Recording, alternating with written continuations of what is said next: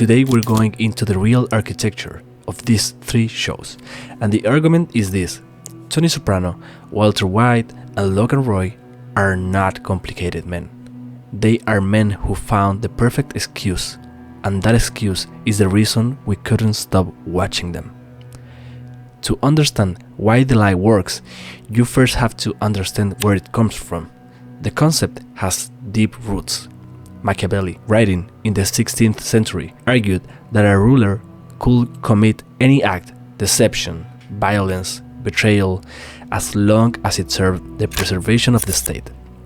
The end justifies the means.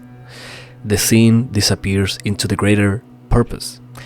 What The Sopranos, Breaking Bad, and Succession did across 3 different decades was translate that philosophy. What happens when ordinary men apply Machiavellian thinking not to kingdoms, but to kitchens, not to states, but to families? The answer, it turns out, is the most compelling television ever made. The Sopranos was the first to build this architecture, and it built it with the most explicit possible blueprint. Tony Soprano, created by David Chase and brought to life by James Gandolfini, is a New Jersey mob boss who murders people, extorts business, cheats on his wife, and manipulates everyone around him. But the show never lets him be simply a villain, because Tony has a justification that he returns to over and over like a prayer: family. During a making ceremony for 2 of his men, Tony tells them directly, this family comes before anything else, everything, before your wife and your children and your mother and your father. That statement is the show's thesis hiding in plain sight. He's telling men to abandon their real families in service of a criminal organization, and he's framing it as a moral imperative. Family, in Tony's mouth, means whatever Tony needs it to mean at any given moment. When it serves him, family is sacred. When it doesn't, family is negotiable. The show surfaces this most brutally through Tony's own father, Johnny Boy Soprano. In a flashback, young Tony witnesses his father commit an act of brutal violence. Johnny Boy turns to his son afterward and says, "That's my livelihood. That's how I put food on the table." Tony inherited the lie before he could even understand it. The violence was always wrapped in provision.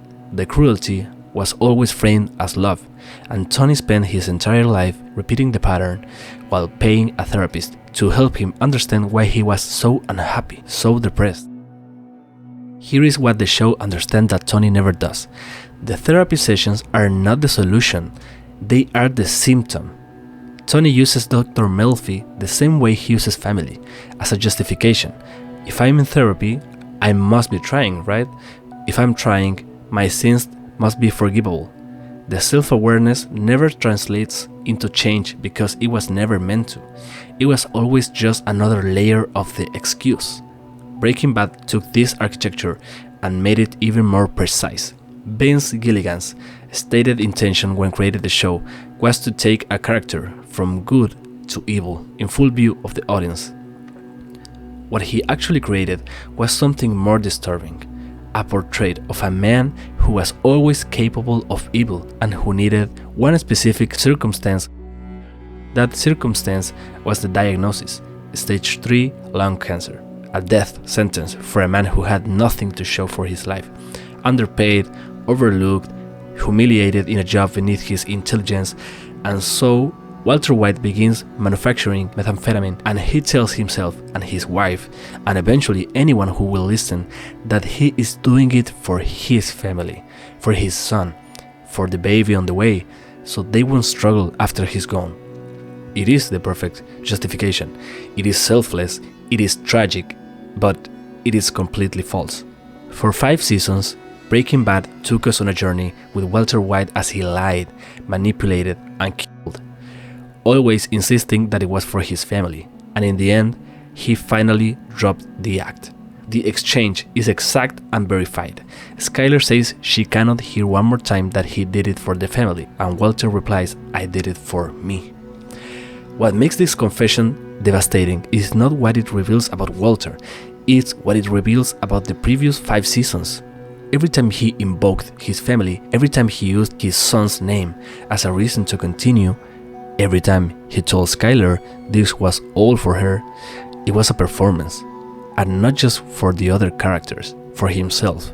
Walter needed to believe the lie more than anyone else did, because without it, he was just a man who chose power and called it love. Walter had the chance to stop when his former business partners offered to pay for his treatment in full. He refused. He had the chance to stop when he had made more money than his family could spend. He didn't. At every point where the family justification should have led to an exit, Walter found a new reason to continue. Because the family was never the reason. The family was the costume. Succession is the most elegant version of this idea because it removes the criminal element entirely and reveals that the lie functions just as well in a boardroom as in above headquarters. Logan Roy, created by Jesse Armstrong and played by Brian Cox, is the patriarch of a global media empire. He has 4 children, Connor, Kendall, Chauvin, and Roman, each of whom has spent their entire life trying to earn his approval. And Logan uses that need with extraordinary precision. The company is framed as a family legacy. Logan speaks about it in terms of what he built for his children, what he preserved, what he sacrificed to maintain. The succession itself, the promise of passing the throne to one of them, is presented as the ultimate act of fatherly love. But the show, across 4 seasons, reveals the truth systematically. Logan's tactic with each of his children was to tell them privately that they were his number one. He would vaguely imply to each one of them in private that he wanted to name them as his successor, like it was a special secret between the two of them. Not because he was indecisive, because the promise itself was the mechanism of control. Logan Roy does not want a successor. He wants leverage. The throne is not a gift he is preparing to give. It is a carrot he uses to keep his children exactly where he needs them, competing against each other, dependent on him, unable to walk away. The family is not what he is protecting. Family is what he is using. And here is the cruelest detail. It worked on all of them. Kendall, the most desperate for approval, spends 4 seasons oscillating between rebellion and submission, each arc ending with him back under his father's thumb. When Kendall, at his lowest point, asks Logan if he ever even considered him for the CEO post, Logan's reply destroys him with 4 words. You're not a killer. Not because it's unexpected, but because Kendall still believed after everything that the promise was real. That is the nature of the justification. It doesn't just deceive the people around these men, it deceives the people who love them into continuing to love them. And that is what makes it Machiavellian in the truest sense. The family isn't the goal, the family is the instrument. There is a structural detail that connects all 3 shows that almost no one discusses directly. In each case, the family justification is introduced early and demolished late. In The Sopranos, Tony spends 6 seasons defining himself as a provider and protector. By the end, his family is fractured. His son is in a psychiatric facility.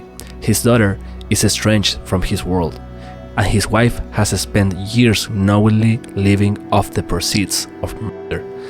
The family he claimed to be protecting was damaged, primarily by his protection of it. In Breaking Bad, Walter's family ends the show without him, without his money, and without any desire to see him again. His son, in one of the show's most painful scenes, tells him never to contact them.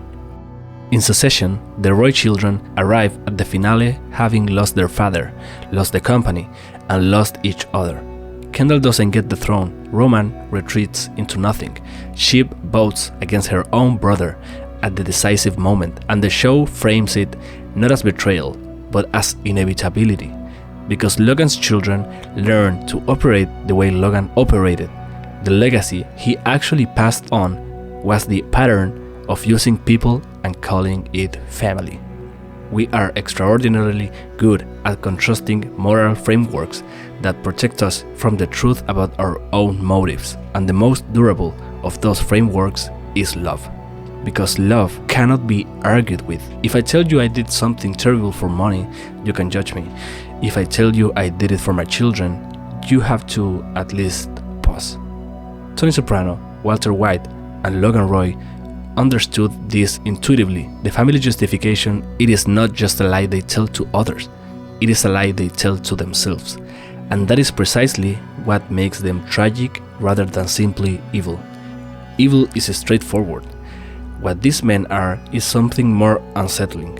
They are people who genuinely believe, on some level, that the story they are telling is true. Everything I do, and everything I've done, and everything I will do,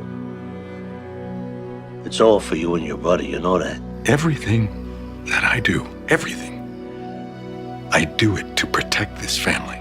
Everything I've done for my children. And the shows spend their entire runs slowly proving that it isn't. The Sopranos, Breaking Bad, and Succession are not stories about powerful men. They are stories about the most effective excuse ever invented, and the reason they endure is because that excuse is not unique to mob bosses or drug kingpins or media moguls. Most of us have used that version of it at some point. We just didn't have 5 seasons to show where it leads.